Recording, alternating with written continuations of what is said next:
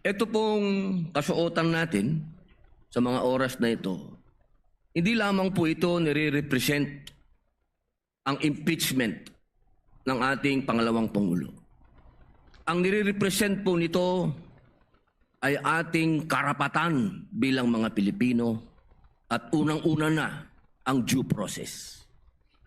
Ito po yun ang ibig sabihin. Kaya ikaw ay pangalawang Pangulo, ikaw ang Pangulo, ikaw ay Senator Judge, ikaw ay magsasaka, ikaw ay mangingisda, kailangan may due process.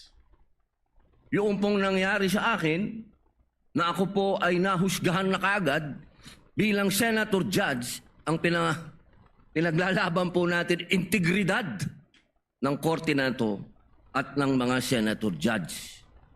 Kaya sana po wag nating kalimutan na ang bawat Pilipino ay may karapatan, lalong-lalo na sa usapin na ikaw, ako, sa oras na ito, ay Senator Judge. Yun lamang po, napakaiksi lang.